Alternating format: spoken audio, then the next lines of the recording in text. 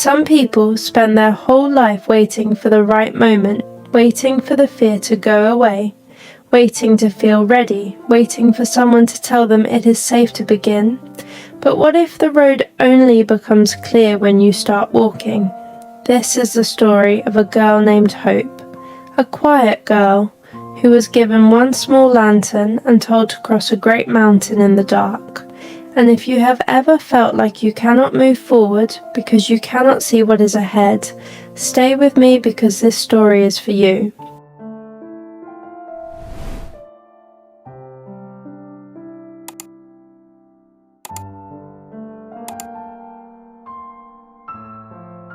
Hope lived in a small village at the bottom of a great mountain. Everyone in the village knew about the other side of the mountain. They said it was beautiful there, green fields, clean rivers, open skies, a place where things were possible that were not possible here, but nobody ever went because the mountain had to be crossed at night, and the path was long and dark and full of things nobody could predict. One evening, an old woman came to the village. She moved quietly through the crowd and stopped in front of Hope. She held out a small lantern, simple and ordinary, and said, "This is yours." Hope looked at the lantern and then looked up at the mountain. She said, "But this light is so small. It will only show me a few steps ahead." The old woman smiled and said, "That is all you will ever need." That night, Hope stood at the foot of the mountain, lantern in hand. The darkness ahead of her thick and heavy. She could hear the other villagers behind her. Some said, "You will get lost." Some said, "The light is too small." Some said, "Wait until morning." But something inside Hope was tired of waiting. She had been waiting her whole life for a better moment, a bigger light, more certainty, more courage, and it had never come. So she took one step forward, then another. The lantern lit only the ground directly in front of her feet. She could not see the bends in the path. She could not see what was around the next corner. She could not see the top of the mountain. She could only see the next step. So that is all she took. Halfway up the mountain, the wind came. It did not ask for permission. It came fast and fierce, and it nearly took the lantern from her hands. Hope stopped. She shielded the flame with her body, crouching low, arms wrapped around the small light, protecting it with everything she had. The wind pushed and she pushed back, not because she was not afraid, she was terrified. But she had come too far to let the light go out now.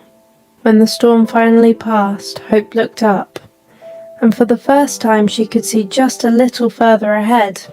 Not much, but a little more than before. And she realized something. The storm had not come to stop her. It had come to show her how much she wanted to keep going. As Hope climbed higher, the strangest thing happened. She began to hear voices, not from the village below, but from inside her own mind. "You are not strong enough for this. You do not know what you are doing. You should have waited. You are going to fail." She had heard these voices before. Back in the village they were easy to ignore, but up here on the mountain, in the dark, they felt louder, more real, more certain than she was. Hope stopped walking. She sat down on the path and held the lantern close. She looked at the small steady flame. It did not flicker, it did not panic, it simply burned, quietly, faithfully, without needing to know what was ahead. And Hope thought to herself, if the small flame can burn without knowing what is coming, then so can I. She stood up and kept walking.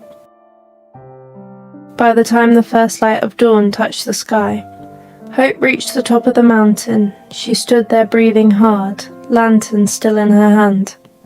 And when she looked down at the other side, everything the villagers had described was true.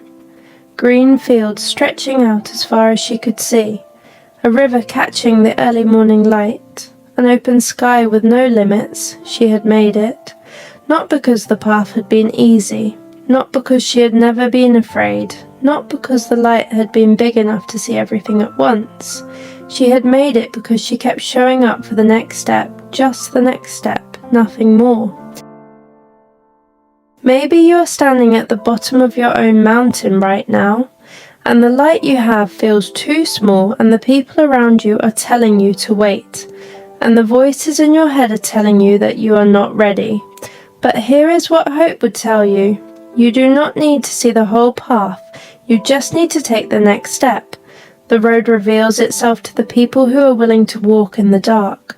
So pick up your lantern and begin, because the other side is real, and it is waiting for you.